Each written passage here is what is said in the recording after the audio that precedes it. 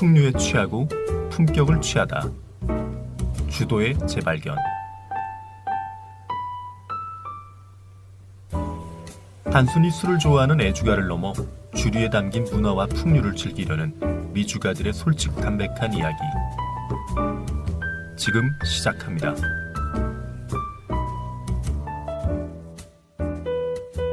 안녕하세요. 안녕하세요.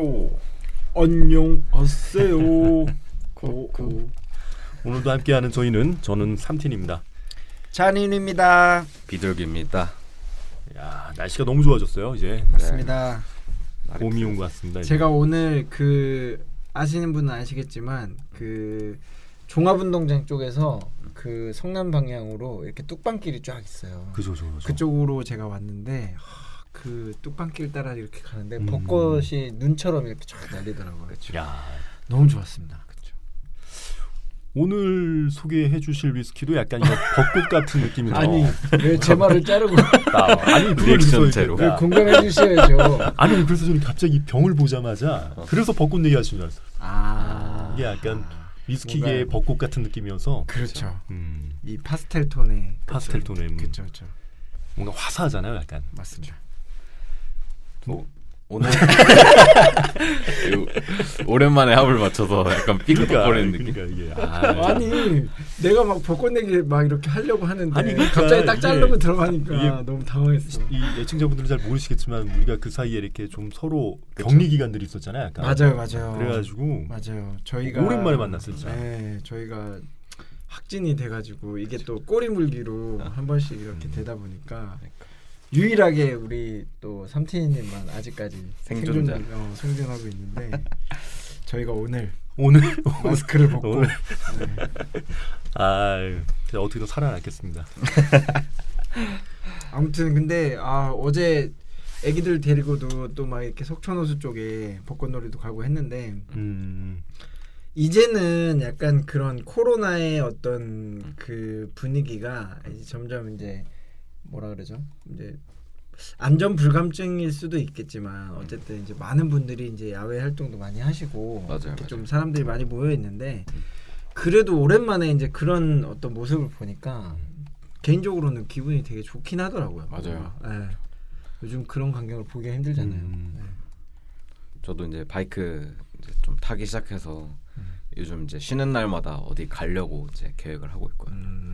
그래서 얼마 전에도 이제 이렇게 쭉 그 저도 석촌호수 쪽 갔다 왔는데 와, 너무 좋았어요. 벚꽃이 진짜 예쁘게 펴가지고. 그러니까. 그 차도 오늘 와 보니까 바이크 딱 앞에 있어가지고 야 이거 둘기님이 타고 왔구나 생각했었는데 드디어. 야, 뭐 부러워 진짜. 자 오늘 어떤 위스키죠? 오늘은 이제 약간 많은 분들이 약간 읽기 되게 어려워하는 위스키인데 그 부룩라디라고 하는 이제 증류소에 대해서 부루이치 라디치. 맞아. 꼭 불우이웃 돕기 같은 느낌인데. 맞아. 그래서 이 부룩라디 증류소가 되게 재밌고 젊고 약간 앞으로의 위스키 산업의 새로운 키워드를 좀 제시한 느낌이 있어요. 그래서 어떤 의미에서 되게 저는 훌륭한 증류소라고 생각을 해서 이번에도 한번 제가 소개를 좀 시켜드리겠습니다. 그래서 일단 부룩라디는 이제 왜 바나 뭐 이런데 가면은 그 약간 되게 독특하게 생긴 보틀이 있어요. 약간 하늘색 에메랄드빛 보틀. 그렇죠. 네, 되게 약간 시선 강탈을 많이 하는 그런 보틀인데 컬러도 그렇고 이게 저는 요즘에 느끼는 거지만 이 부룩라딕이 예전부터 이게 그 병 컬러도 그렇지만 그 케이스 이렇게 철통으로 된 그 캔 같이 된 케이스 색깔이 되게 화사한 파스텔 톤으로 쫙 돼 있잖아요. 맞아. 그리고 이제 바틀도 이렇게 백장에 쫙 위스키를 진열해 놨을 때 눈에 확 띈단 말이에요. 맞아요. 근데 요즘 들어서 위스키들이 이렇게 패키지를 리뉴얼하면서 그런 파스텔 톤을 많이 쓰더라고요. 맞아요. 그런 거 보면은 부룩라딕이 엄청 앞서간 건가? 약간 모던한 느낌이 있어요. 그런 느낌이고. 네네. 그래서 저는 맨 처음에 이제 부룩라디를 봤을 때 약간 좀 처음에 솔직히 손이 좀 잘 안 갔어요. 아 왜냐면 이제 위스키 하면은 약간 좀 애청자분들 중에 여자분도 계시겠지만 좀 남자의 뭔가 이렇게 좀 마초 같은 느낌이 저한테는 좀 있었는데 브룩라딕은 좀 색깔부터 아기자기하고. 좀 여리여리한 느낌이 나가지고 그리고 처음에는 이게 약간 매트하잖아요. 맞아요. 병이 맞아, 안, 맞아. 그 원액이 안 보이는 그 재질로 돼 있잖아요. 대부분이. 맞아요. 네. 그래서 더 그런 거. 눈에는 딱 들어오는데 처음에는 이렇게 잘 선뜻 주문을 손이 안 안 하던 가는. 그런 위스키였던 것 같아요. 맞아. 그래서 일단 이 브룩라디가 그러니까 되게 재밌는데 해안가의 언덕이라는 뜻이에요. 브룩라디는 게일어로. 근데 우리가 그 클래식 라디잖아요. 그 에메랄드빛 그 보틀이 거기서 라디는 또 약간 어린 소년 막 이런 뜻이라고 하더라고요. 그렇죠, 그렇죠. 네. 라디가 그 스펠링이 다르죠. 네네 달라요. 네. 근데 그런 게 좀 잘 어울리는 것 같기도 하고.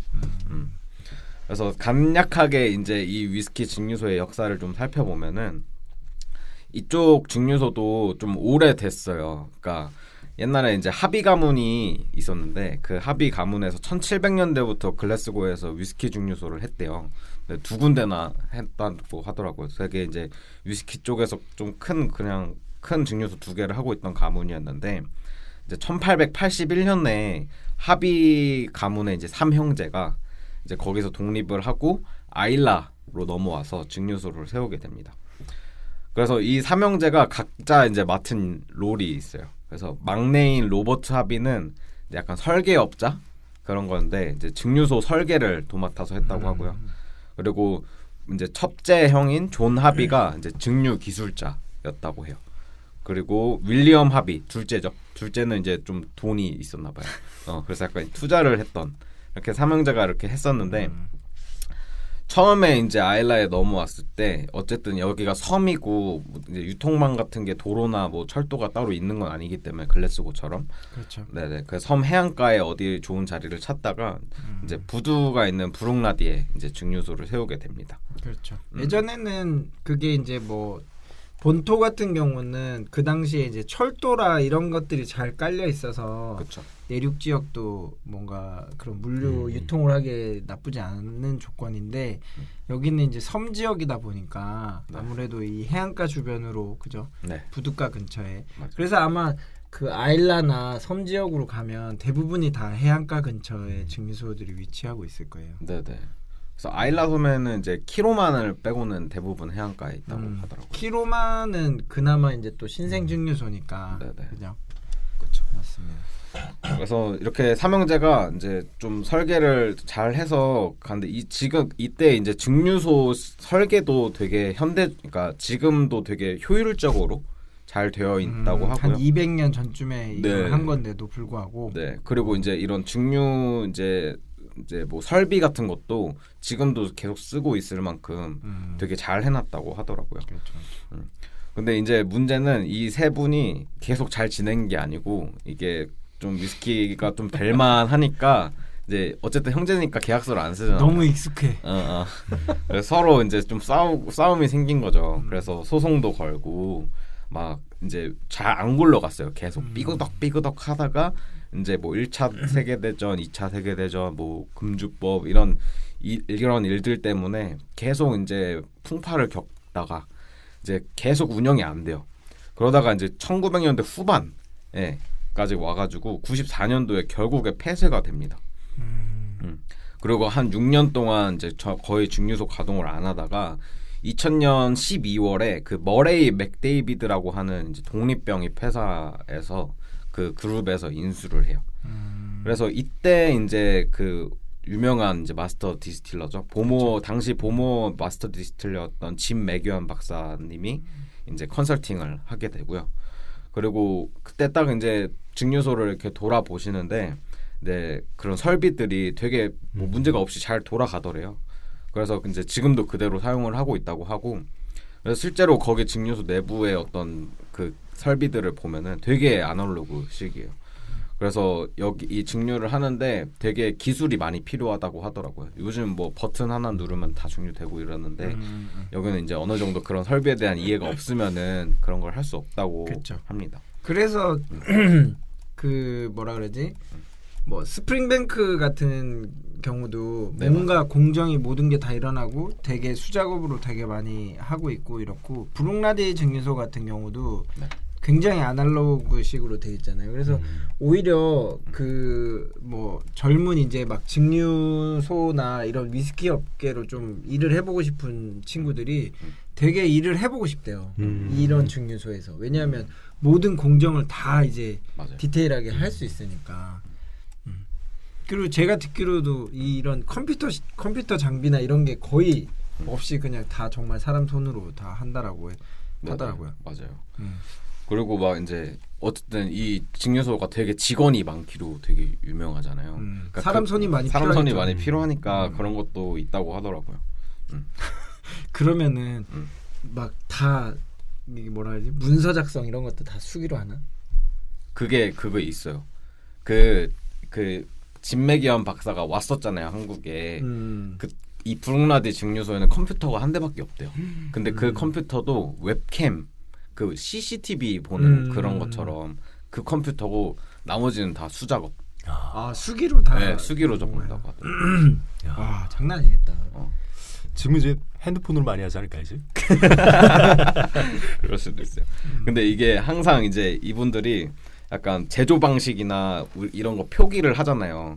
그런 게 칠판처럼 이렇게 있어서 거기다가 막 수기로 적어놓고. 아니 우리도 증류소 그 뭐 발벤이나 이런데 가 보면은 그 이렇게 발효하는 그런 데 가면은 칠판 같은 게 있어요. 그래서 거기다가 막 이렇게 메모해 놓은 그 정도는 있거든요.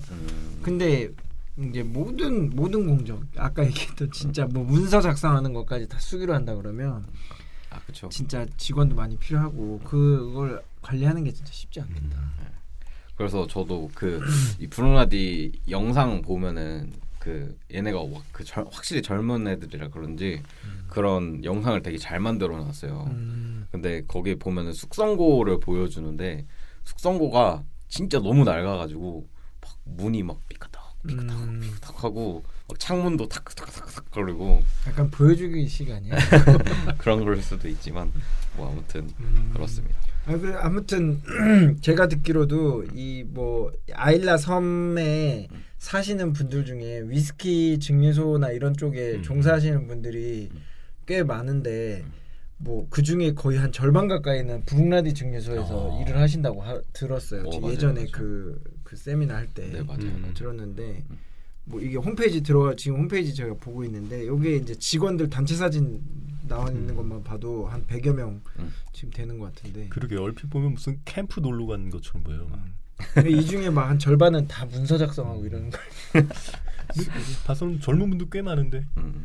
그래서 이제 그거에 대해서 좀 말씀을 드릴게요. 그러니까 이 브룩라디라고 하는 증류소가 제가 아까 처음에 말씀드렸듯이 되게 젊고 뭔가 되게 혁신적이고 철학이 있다고 이야기를 했잖아요.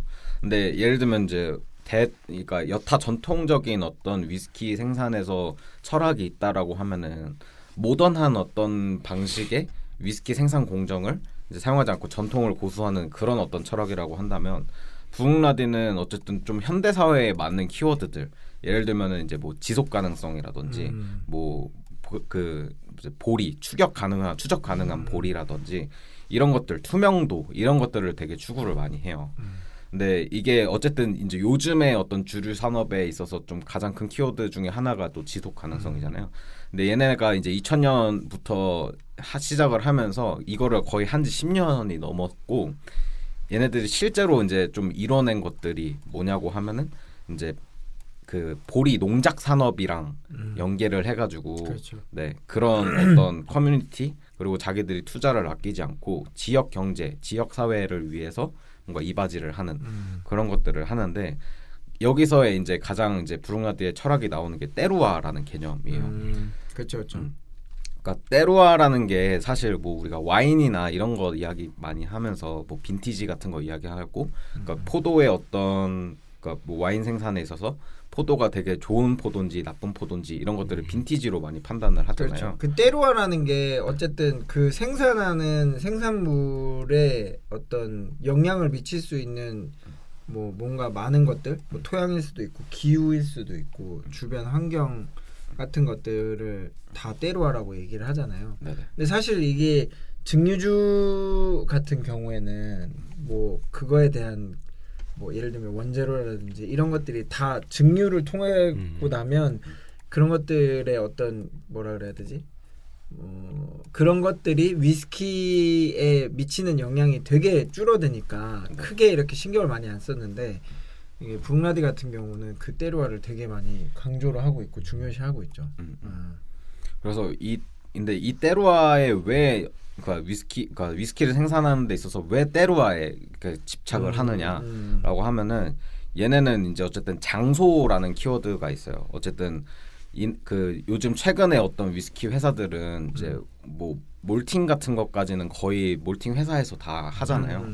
근데 그때 어떤 문제가 생기냐고 하면은 그 보리에 들어가는 어떤 화학적 첨가물 같은 거에 대한 비료나 뭐 이런 것들 말하는 거죠. 네, 그런 것들에 대해서 알 수 없고 그리고 오히려 이제 역전 현상이 생긴다는 거예요. 그 농업이라고 하는 예를 들면 이제 아일라 같은 경우에는 포첼렌이라고 하는 그런 몰팅 회사에서 그렇죠. 네, 거의 다 네, 받아서 네, 하죠. 네, 근데 그 과정에서 잉글랜드산 보리를 많이 가져오게 되는데 그때 이 보리가 어떤 품종이고 그러니까 어떤 비료를 쓰고 실제로 어떤 그 사람들이 환경에서, 만들었는지 그런 걸 알 수가 없고 그러면 그렇게 됐을 때 이제 이 위스키가 만들어지는 과정에서 실제로 증류소가 이제 그 알 수 있는 부분이 많지 않다라는 건데 그렇게 됐을 때 이제 그 때루아라는 개념에 있어서는 좀 그러니까 사람들이 알 수 없다라는 거죠. 네. 쉽게 설명하면 그 원재료인 보리가 어떻게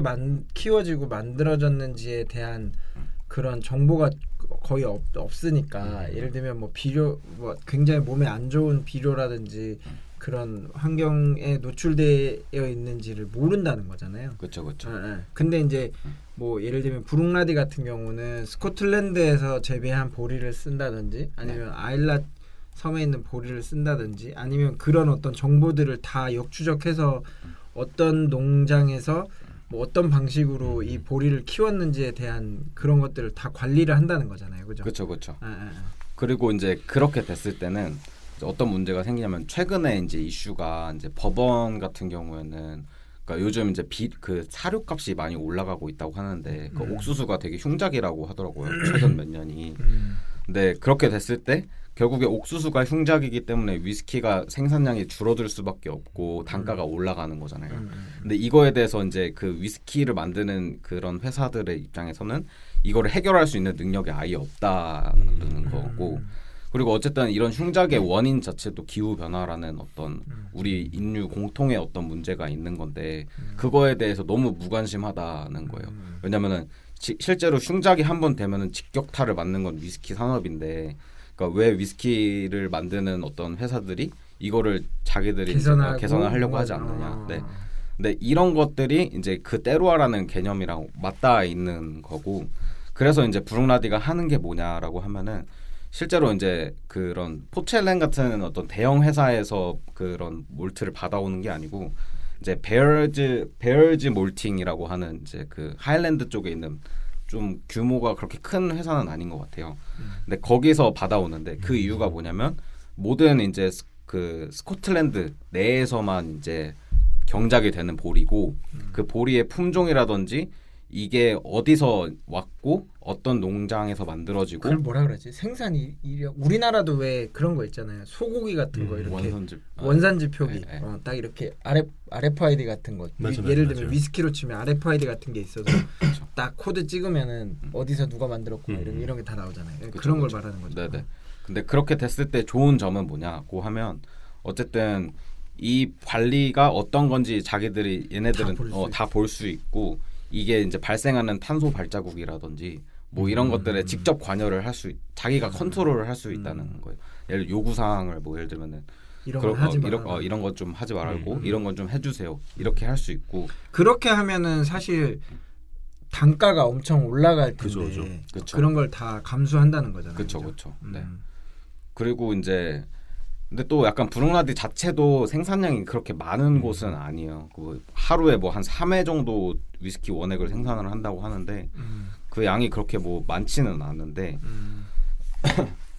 그리고 이제 얘네들이 또 되게 잘한 게 저는 잘했다고 생각한 게 이제 아일라 그러니까 제가 뭐라고 아일라가 원래는 이제 보리 경작을 옛날에는 했을 거 아니에요. 근데 1차 세계대전, 2차 세계대전 이때 이제 스코틀랜드 내에서 이제 그 보리를 가지고 술을 만드는 거에 대해서 그렇죠. 네. 식량이 부족한데 뭘 위스키까지 만드냐. 그렇죠. 약간 우리나라 박정희 그 대통령처럼 그런 것들을 해서 아일라 당시에 이제 그 아일라에 있던 그런 보리밭들을 다 불태우고 다른 시설로 이제 썼었는데 얘네들이 이제 최근에 이제 그런 농가들을 거기에다가 이제 놓고 이제 직접 보리를 경작을 하게 한 다음에 이 협력을 맺은 거죠.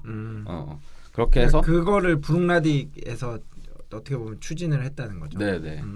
네, 그래서 그런 것들을 같이 하면서 이제 아일라 발리라고 하는 시리즈들이 있잖아요. 그런 것들에 활용도 하고 브룩나디 증류소에도 이제 조그만한 텃밭이 있어서 거기에는 약간 좀 평소에 쓰지 않는 품종들을 좀 재배를 해서 한번 실험적으로 써보고 뭐 이런 것들을 하고 있어요. 그래서 브룩나디가 시리즈가 좀 여러 개가 있잖아요. 3개 정도 있잖아요. 그렇죠, 그렇죠. 네네. 그래서 그 브룩나디, 클래식 라디 뭐 이런 라디 시리즈랑 포트 샬롯이랑 그다음 옥토모 이렇게 있는데 그런 제품들을 보면은 다 발리 표기된 경우가 되게 많아요. 그렇죠, 그렇죠. 옥토모라는 이름 자체도 그 옥토모라고 하는 그 뭐라 그러지? 농장에서 이름을 따온 걸로 저는 알고 있어요. 네, 맞아요. 그래서 이제 약간 이제 2014년부터 이제 본격적으로 그런 여러 가지 군대에서 나오는 발리들, 예를 들면 스코틀랜드 본토나 에버딘이나 블랙 아일 뭐 이런 3가지 지역에서 나온 어떤 재배된 보리를 각각 사용을 한다고 하더라고요. 그래서 이런 것들에 계속 투자를 하면서 어쨌든 그런 농업에 이바지를 하면서 이것들이 위스키 산업과 계속 상호작용하는 거를 이제 하고 있다. 그 제가 알기로는 그 뭐 보리 품종뿐만이 아니라 그 사용하는 캐스크도 다 그런 식으로 관리를 하는 걸로 알고 있어요. 네네. 그래서 뭐 와인 캐스크인데 어떤 와인을 담았던 캐스크고 뭐 어떤 그 와이너리에서 사용했던 그런 거를 다 찾아볼 수 있다라고 저는 알고 있어요. 네, 맞습니다. 그래서 그런 제품 뒤에 보면은 이제 조그맣게 바코드처럼 그게 있는데 맞아요. 그거를 이제 브룩나디 홈페이지에 검색을 하면은 엄청 잘 나와 있어요. 되게 그렇죠. 예. 뭐 예를 들면 캐스크가 어떤 거고, 근데 보통 이제 그런 특히 뭐 프렌치 오크 같은 경우에는 어떤 와인이 담겨 있는지 뭐 잘 말을 안 해주잖아요. 그렇죠. 근데 얘네들은 그 어쨌든 보틀에 최대한 많이 표기를 하려고 노력을 하지만 그런 것들이 뭔가 문제가 있나 봐요. 법적으로도 네. 문제가 그러니까 뭔가 제한적으로 할 수밖에 없게 돼 있는 걸로 알고 있어요. 네네. 그래서 이제 그런 것들을 딱 검색하면은 그 홈페이지에서는 그치. 근데 이런 거는 진짜 너무 좋은 것 같아요. 이게 뭔가 사실 소비자 입장에서나 아니면은 뭐 우리는 이제 바텐더고 이제 바씬에 있는 사람들이니까 뭔가 이 제품에 대한 정보를 알고 싶어도 홈페이지나 이런 데 들어가도 사실 많이 안 알려주는 경우가 많잖아요. 근데 이제 이 브룩나디 같은 경우는 그 코드를 딱 입력하면은 어떤 뭐 보리를 사용했고 어떤 그 보리가 어떤 농장에 뭐 어떻게 만들어졌고 뭐 빈티지부터 정말 캐스크는 어떤 걸 사용했고 다 자세하게 나오더라고요. 맞아요. 그런 면에서는 그러니까 알려고만 하면 브룩나디에 대한 정보는 정말 세세하게 다 알 수 있는 그 정도로 다 잘 해놨더라고요. 맞아요. 그래서 약간 그 제품마다의 그런 테이스팅 노트라든지 이런 것도 엄청 잘 돼 있어요. 예, 그 소비자들 입장에서도 되게 이런 거는 정말 좋은 것 같아요. 그래서 이제 좀 대표적인 라인들, 브룩나디 라인들 설명을 좀 드리자면 이제 첫 번째는 이제 브룩나디 시리즈예요. 그래서 뭐 주력 제품군이고 여기는 이제 피트를 처리하지 않은 애들을 많이 사용하고 언피티드 제품이죠. 네네. 그래서 뭐 가장 유명한 건 뭐 클래식 라디라고 하는 이제 에메랄드빛 제품이랑 이제 또 여기에도 아일라 보리 그리고 빈티지 표기가 있어요. 2011년, 12년 뭐 이런 그렇죠. 식으로. 아일라 발리 같은 경우는 2011, 뭐 2012 이런 식으로 돼 있는데 그게 어떻게 보면 보리를 수확한 그렇죠. 빈티지인 거죠. 네네. 그래서 이것도 그 제품마다 2011년 빈티지 같은 경우에는 뭐 각각 17개의 농업 파트너가 이제 메가 보리 재배제를 해서 뭐 이런 보리를 썼다 이런 것들도 다 나와 있고요. 그리고 이제 뭐 약간 피트는 당연히 없고 그리고 약간 여기서도 막 보면은 그런 것도 있어요. 아일라 샘물을 사용을 한다. 음. 뭐 착색 안 하고 뭐 넌칠 필터 한다. 근데 이거는 브룩라디 제품들을 대부분이 그래요. 그러니까 착색도 얘네 그렇죠. 뭐 그걸 뭐라 그러지? 색소를 사용하지 않는다. 네네 완전 사용하지 않는다. 그런 거는 뭐 많은 증류소에서 하고 있긴 하지만 어쨌든 그렇게 하고 있다. 네. 그래서 이제 병입을 한 날짜 뭐 이런 거 다 이제 홈페이지 같은 데서 확인할 수 있고요. 그리고 이제 뭐 오가닉 이런 제품들도 있어요. 어쨌든 얘네가 유기농 이런 거 되게 관심 많으니까 이런 것도 하고 있고. 그리고 또 이제 좀 유명한 시리즈는 이제 블랙아트 시리즈죠. 이것도 그렇죠. 이제 빈티지가 있고 얘네들은 이제 좀 캐스크 같은 거에서 약간 차별점을 좀 두는 것 같아요. 뭐 그리고 고숙성의 CS로 그렇죠. 네. 만들어지는 거죠. 네. 그래서 이런 이제 블랙아트 시리즈 같은 경우에는 막 되게 좀 되게 좋은 괜찮은 와인 캐스크를 많이 사용을 하더라고요. 뭐 프렌치 뭐 버진 캐스크 뭐 이런 거. 근데 이게 잘 안 들어오는 것 같아. 그죠. 거의 받지도 못하고 있는 사연이죠. 근데 이 블랙아트 같은 경우도 네. 보면은 에디션 뭐 해가지고 뭐 8.1, 뭐 8.2 이런 식으로 되잖아요. 네네. 그게 약간 또 그 옥토모어처럼 그런 점 몇에 그런 게 있나? 그걸 자세하게 알아보진 않았네. 지금 보니까 눈에 들어와서 그죠. 옥토몬 이제 1.1, 0.3 따라서 이제 스코티시냐 뭐 아일라 발리냐 나오는데 그렇죠, 그렇죠. 요것도 이제 그런 건가요, 진짜? 그러면? 약간 그런 게 있나 본데. 요건 한번 제가 찾아봐야 되겠다. 아, 얘는 그 앞에 릴리즈만 차이가 있고 뒤에는 다 0.1이네요. 네네. 언젠가는 0.3이 나올 수도 있다는 그 뭐 여지를 준 거죠. 그죠. 저렇게 깔고 가는 걸 수도 이게 있겠네요. 베레 발리는 뭐지? 이게 보리 품종인가? 네 맞아요. 아, 요거는 좀 생소해가지고 제가 이거는 아마 국내에 유통되는 제품은 아닌 걸로. 맞습니다. 그래서 이제 이런 제품 보면은 다 되게 써 있어요. 뭐 이 보리가 어디서 나왔고 몇 년 숙성에 뭐 어떤 도수가 얼마면 뭐 이런 거. 다른 증류소 제품들에 비해서 그 케이스나 아니면 바틀 그 라벨에 보면은 이렇게 옆쪽으로 다 이렇게 어느 농장에 어떤 보리를 썼다라는 것도 다 표시가 돼 있고. 네. 네. 그리고 아까 얘기했던 그런 그 뭐라 그러죠? 코드. 네. 가 따로 있어서 홈페이지로 들어가면 더 디테일한 정보까지도 다 볼 수 있는 그런 그렇습니다. 시스템이네요. 네.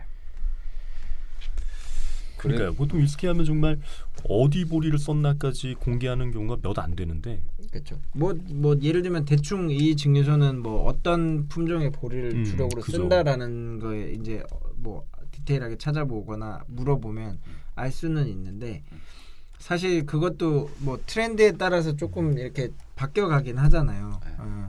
근데 이제 여기에서는 뭐 농장이 어디까지 품종뿐만이 아니라 그렇죠. 어떤 그 농주가 이렇게 어느 농장에서 이렇게 재배했다라는 것까지 다 보여주니까 그건 좋네요.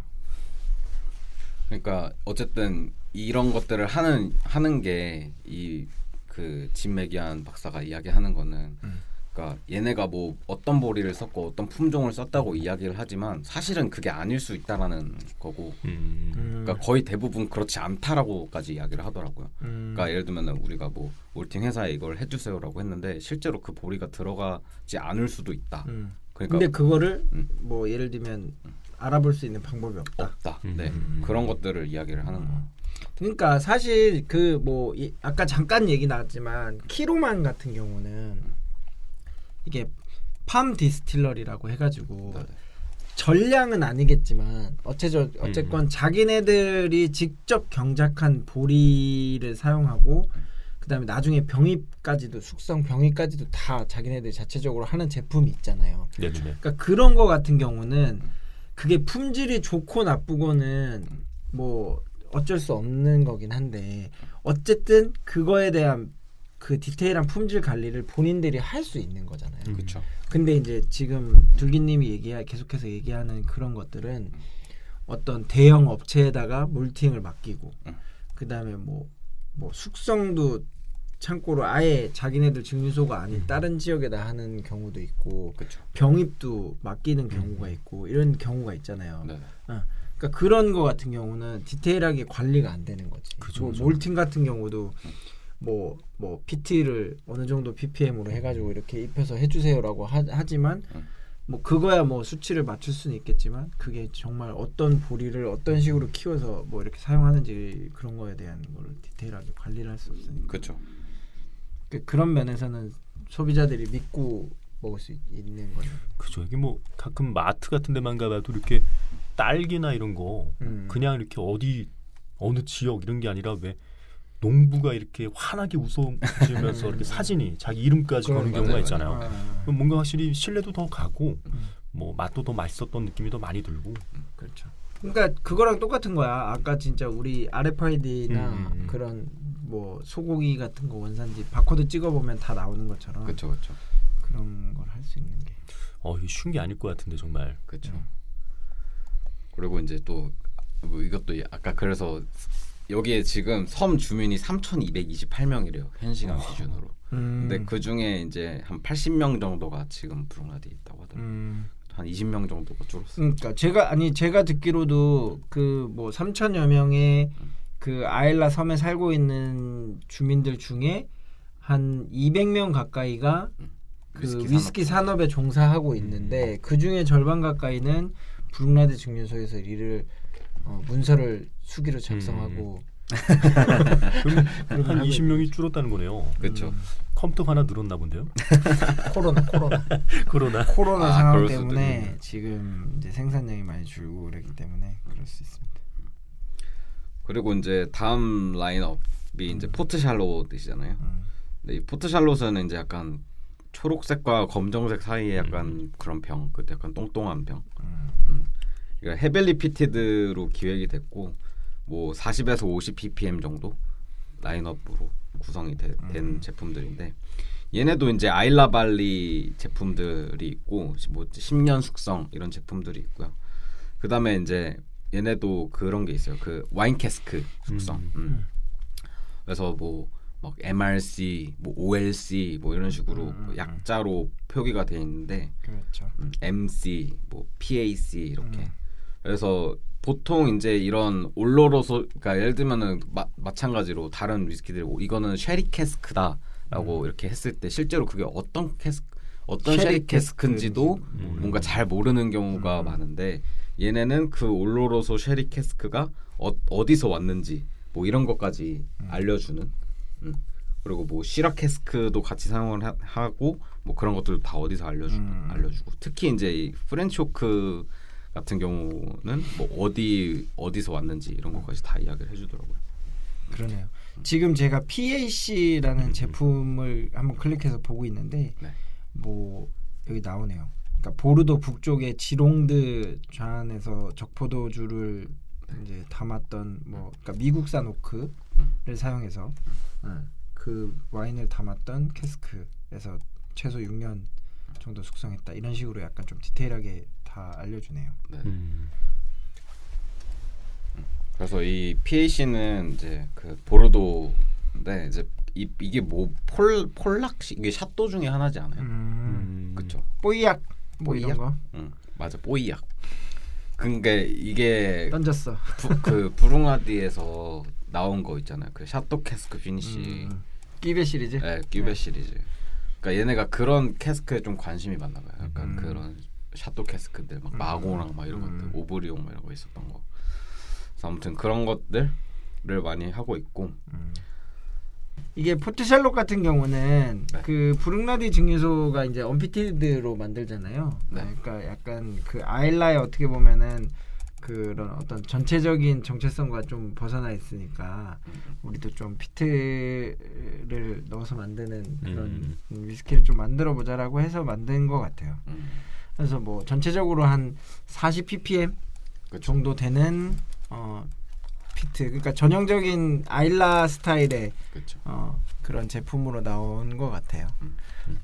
그래서 얘도 뭐 아까 말씀하셨듯이 그런 스코티시 발리, 아일라 발리 네.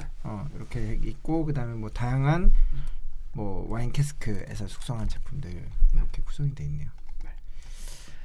그 다음이 이제 옥토모어 시리즈. 옥토모. 네.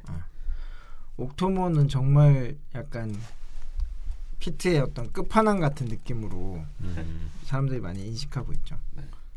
그래서 이 옥토모어가 이제 2002년부터 이제 증류를 시작했다고 하는데, 그러니까 엄청 고 PPM이잖아요. 슈퍼 헤빌리 피티드 그렇죠. 시리즈. 이게 제가 알기로는 80 ppm이 넘어가면은 이제 네네. 옥토모 라인으로 이제 넘긴다고 하더라고요. 네네.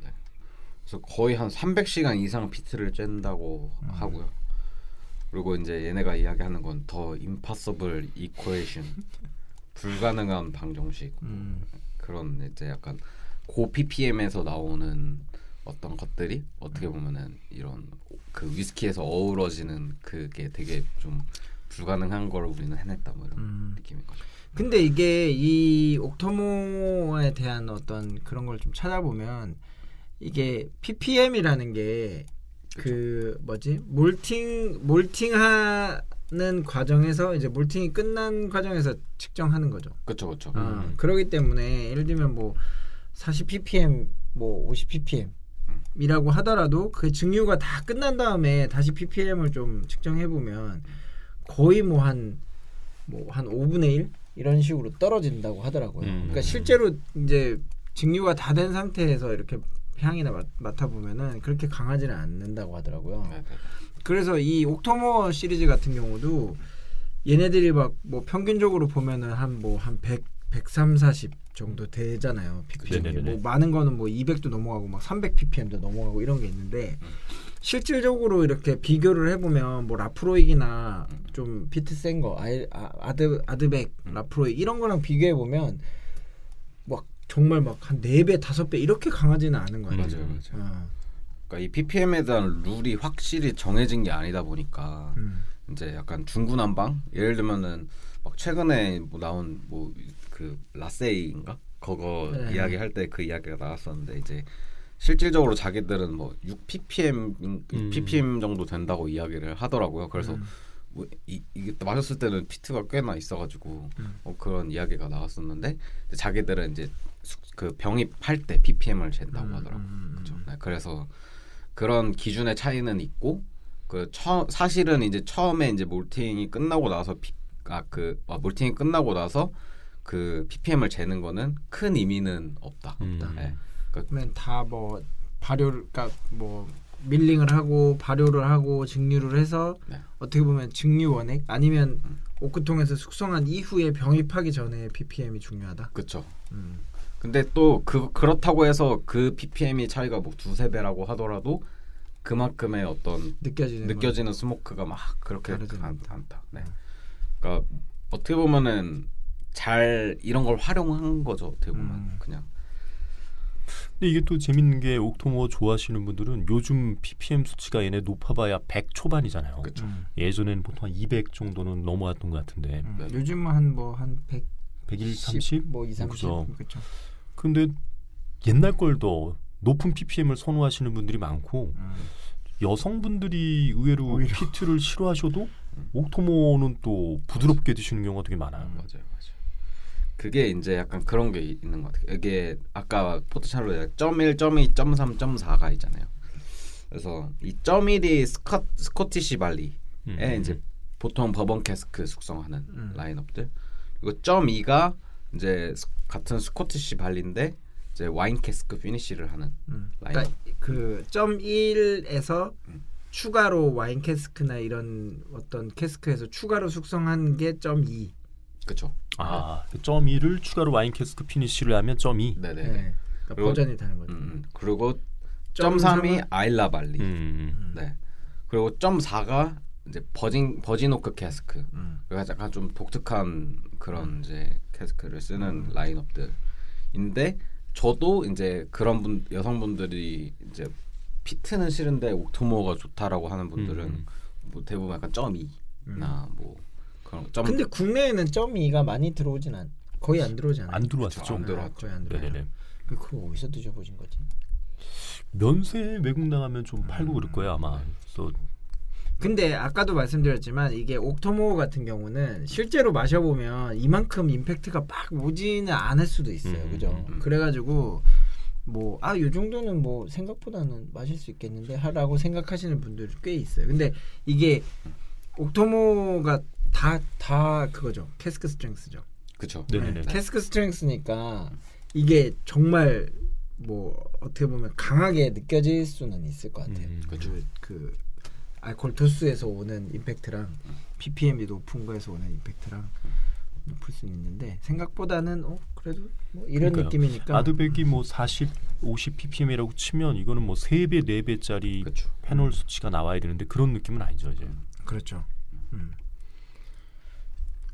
그리고 옥토모 같은 경우는 뭐 요즘에는 이제 거의 국내에서는 찾아보기가 어려울 정도로 이제 생산량도 많이 줄었고 좀 그렇긴 한데 이게 예전에 그 아까 0.2, 0.3 이런 시리즈가 처음으로 나온 게 2.2 네네. 버전이 처음으로 알고 있는데 그 버전이 아직까지도 제일 그 애호가들 사이에서는 2.2 제일 요? 높은 제일 높은 평을 받고 있더라고요. 그래서 저도 자료를 이렇게 좀 찾아봤는데 아, 깍도 이쁘네요. 얘만 또 빨간색으로 돼가지고 겉각이 그죠? 빨강이네요. 네. 그래서 뭐 약간 얘가 처음이다 보니까 그런 거 있잖아요. 예전 과거의 어떤 그렇죠. 그런 어떤 기억. 기억을 약간 미화해서 우리가 좀 떠올리는 그런 게 있잖아요. 지금은 사실 얘를 다시 마셔보긴 쉽지 않으니까 그렇죠. 예전에 한번 마셔봤던 사람이 그 뭔가 임팩트를 굉장히 좋은 기억으로 이제 갖고 있어서 그렇게 평가할 수도 있지만 어쨌든 이게 좋더라고요, 평이. 그래서 저도 한번 클릭해서 봤는데 뭔가 멋있어요. 몇부터 드셔보셨어요, 이거? 저는 제가 마셔본 게 몇이었지? 그 예전에 그 아까 잠깐 말했는데 그 짐 맥키안이 국내에 네. 그 오신 적이 있어요. 네네네. 2014년인가? 그러면 6 시리즈겠다. 여의도 그 글래드 호텔에서 했던 적이 있는데 그때 제가 마셔봤거든요. 근데 사실 크게 기억은 나진 않아요. 그때 되게 임팩트는 있는데 그때 몇이었는지 제가 정확하게 기억을 못하는데 그게 이제 거의 처음이었죠. 야, 2004년이면 몇 정도 될래나? 6 시리즈. 6 시리즈? 네. 그리고 그러네요. 6.3 뭐 이때고요. 그 7 시리즈부터가 저희 그 몰트바 배럴에 있죠. 네네. 네. 그래서 그 이후로는 다 또 한 번씩 마셔봤죠. 저도 7 때는 다 먹어봤는데 요즘 오히려 요즘 걸 못 먹어봤어요. 맞아요. 12까지 나왔죠. 네네. 지금 12점 몇 가지 나왔는데 12는 국내에는 안 들어온 걸로 알고 있고 아직 정식 수입이 안 된 걸로 알고 있고 11까지는 몰트바 배럴에 다 구비가 되어 있습니다. 궁금하시면 한번 오십시오. 근데 확실히 뭐 6 시리즈부터 드신 분들은 6 시리즈가 제일 좋다고 하긴 해요. 그러니까 이게 과거 아무래도 예전 버전이 마시기도 힘들고 그러다 보니까 조금 좋은 것 같다라는 느낌을 받는 것 같고요. 8.3이 제가 알기로는 제일 높아요. 네. 한 309인가?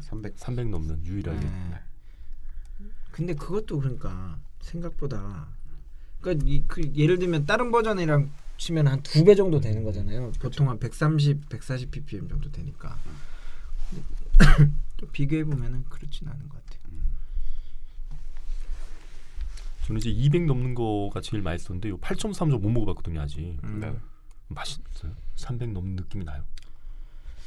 그 200 넘는 거하고 또 별 차이 네네. 없어요? 뭐 크게 막 그렇게 또 막 완전 크게 차이 난다 그런 느낌까지는 아니었던 것 같아요. 그리고 이제 10년 숙성 제품이 또 있죠. 네네네. 저는 되게 좋아하는 건 10.4. 이게 프렌치 버진오크 캐스크인데 이것도 되게 재밌었어요.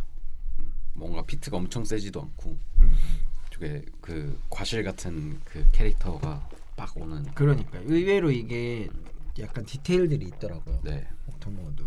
예전에 저는 지금 기억나는 것 중에 하나가 싱가포르에서 오신 손님이었는데 자기는 이런 피트 위스키를 되게 좋아하는데 자기의 어떤 최애 칵테일이 이 옥토모로 올드 패션들을 마시는 걸 되게 좋아한다. 옥토모 그래서 올드 너네 패션이요? 옥토모를 갖고 있냐 해서 그때 저희 업장에 있던 게 뭐 8점 몇이었나? 8점 몇이었나? 7점 몇이었나? 하여튼 있었는데 올드 패션도 한 잔 부탁한다 해가지고 만들어준 적이 있어요. 근데 한 잔 가격이 어마어마하다. 그러니까 이거 뭐 60ml 넣어줬거든. 그러면은 야. 거의 뭐 한 6, 7만 원 되지 않을까요? 그렇죠. 그래. 7만 원이면 너무 싼 거 아니에요? 아니 근데 옥토모가 이게 2잔 들어가고 한 잔 그 그러니까요. 뭐라 그러지? 판매가보다는 조금 싸게 하잖아요. 그래서 한 6, 7만 원 정도 한 5, 6만 원, 6, 7만 원 그 정도 된 것 같은데 아무튼 이렇게 해주니까 좋아 이러면서 5, 6만 원이면 나쁘지 않은데요. 옥토모 2잔 들어가고 칵테일로. 아무튼 매니아들이 또 좋아하는 위스키입니다. 이거 이제 뭐 그 외에도 이제 막 보타니스트 진도 네. 있죠. 진도 그렇죠, 있죠. 그렇죠. 진도 네네네. 만들더라고요. 또 뭐 이런 그리고 저는 그 이 브룩라디 시리즈 중에 실제로 보지는 못했는데 이 증류소에 가면 발린치라고 하는 네네 맞아요. 라디 발린치라고 하는 그 제품이 있어요.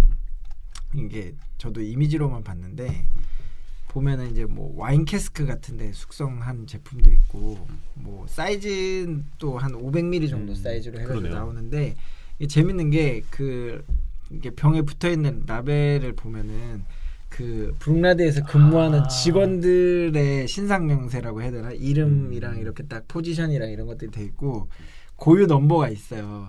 그 사람의 어떤 그래서 뭐 예를 들면 몇 번은 누구 막 이런 게 있나 봐. 오징어 게임이군요. 근데 그치. 아니 어쨌든 근데 이게 좋은 것 같아. 이게 직원들한테는 자기의 어떤 또 그게 그쵸. 고유 제품이 되는 거잖아요. 그러니까 이런 면에서는 되게 좋은 것 같고 다 CS로 해가지고 나오더라고요. 이게 이 사람을 위해서 만들어주는 특별한 어떤 제품인 거잖아요. 그래서 이게 뭐 한 아까 직원이 한 100명 가까이 된다고 하니까 아마 종류가 한 100종류 정도 되겠죠.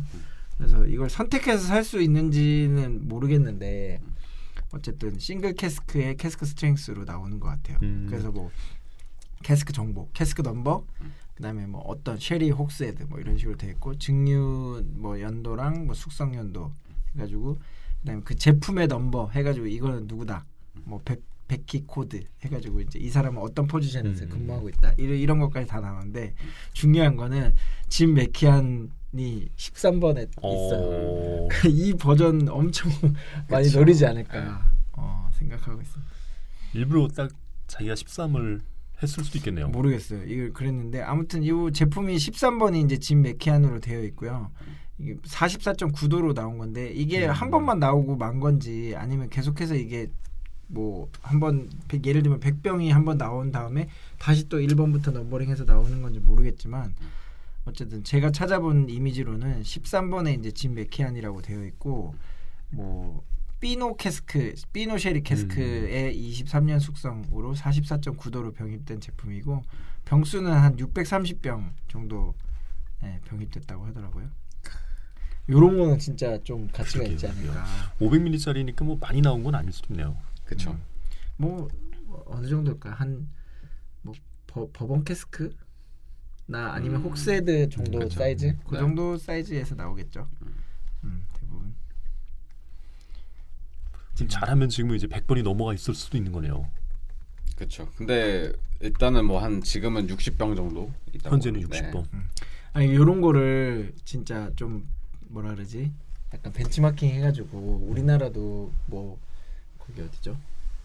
지금 증류소가 있잖아요. 쓰리 소사이티. 네, 쓰리 소사이티나 김창수 디스틸러리. 뭐 그런 거에서 약간 뭐라 그러지? 직원 수가 많지 않겠지만 예를 들면 뭐 그런 소사이티를 하나 만들어가지고 그 사람들 그런 걸 라벨로 넣어가지고 딱 만들어서 이렇게 해주면 되게 좋아할 것 같은 느낌인 거예요. 그렇죠. 이런 거 너무 재밌더라고요. 이런 프로그램을 되게 많이 하는 것 같아요. 이 프로그램디가 참 그러니까 아까도 잠깐 얘기했지만 그 이런 위스키 업계에서 일하는 사람들이 이런 증류소에서 되게 일을 참여를 해보고 싶다는 생각을 많이 할 것 같아요. 이게 이제 다른 브랜드의 이제 홈페이지를 들어가 보면은 뭐 마스터라든가 아니면 뭐 몇 중요 직원들의 사진이 나오잖아요. 그렇죠. 대부분이 근엄하게 있어요. 약간 아 맞아요. 막 뭔가 이렇게 진지하고 근엄하게 있는데 지금 브룩나딕은 보면은 다들 밝게 미소 짓고 재밌겠다. 그리고 이 중에는 80명 중에는 식물학자도 있어가지고 아일라 생태를 막 조사하고 막 이런 것도 한대요. 그렇죠. 그 뭐 그런 보타니스트 진 같은 것도 네, 그런 맞아요. 보타니스트들을 다 채취해 올 거 아니에요. 네. 그런 역할을 하는 사람들도 있겠죠. 좋습니다. 오늘 근데 진짜 둘기님은 제가 봤을 때 꼭 이 브룩나딕의 엠보서더 같은 느낌이에요. 아니 아까 잠깐 이 녹음 전에 살짝 이제 사전 미팅을 우리끼리 좀 했잖아요. 이렇게 하는데 약간 그런 모습이 보였어요. 그러니까 이거 내 스타일이다. 맞아요. 이런 게 보이더라고요. 그러니까 줄기님도 보면은 약간 어떻게 보면 약간 혁명가야. 뭔가 그런 그쵸, 뭐라 관심은 그러지? 있어요. 근데. 그렇지. 네. 그런 거에 왜 예전에 뭐 그 뭐라 그러지? 이런 거 막 사회 운동하고 막 이런 느낌의 이런 거 되게 좋아하고. 네. 근데 막 오토바이 타고 다니고 약간 걸어 다녀야 되는 거 저는 아니야? 여러 면이 그걸 있어요. 해야 되는 게 아니야. 아직 가솔린 냄새를 풍기면서. 아무튼 재밌네요. 네. 브룩나딕. 자, 뭐 그럼 이 정도에서 한번 이번 화는 맞춰보도록 그렇죠. 하죠. 디테일한 뭐 제품들에 대한 뭐 테이스팅 노트나 이런 것도 다 같이 해보면 좋은데 사실 아직까지는 저희가 이렇게 시음을 하면서 뭔가를 할 수 있는 분위기가 아니라서 아까 말씀드렸듯이 바에 가셔서 좀 시음하시면서 시음하실 때 그 홈페이지 접속하셔가지고 그 뒤에 한번 입력도 해보고. 코드해서 이렇게 테이스팅 노트도 같이 보시면서 하시면 좋으실 것 같습니다. 홈페이지는 그냥 브룩나딕 스펠링에 그냥 닷컴이네요. 네, 맞습니다. 네네. 브루이치 라디치. 알겠습니다. 오늘 너무 좋은 또 진짜 둘기님의 또 새로운 모습. 가식적인 모습. 아니 매번 이렇게 약간 부끄러운 듯 이렇게 읽어주시다가 오늘은 막 열정이 씨. 아니요. 야 너무 보기 좋았어요. 진짜 옥토모 같은 느낌이었습니다. 알겠습니다. 갑자기 부끄러워지네요. 아니요. 제가 그 기세를 이어서 마무리를 그러면 옥토모 10.4의 느낌으로 마지막 인사를 해주시죠. 알겠습니다. 즐겁게 마실 때 알고 마시자. 주도의 재발견. 10.4가 어떤 느낌이냐 그렇게 고치면 누군가 닉네임을 갖다 대는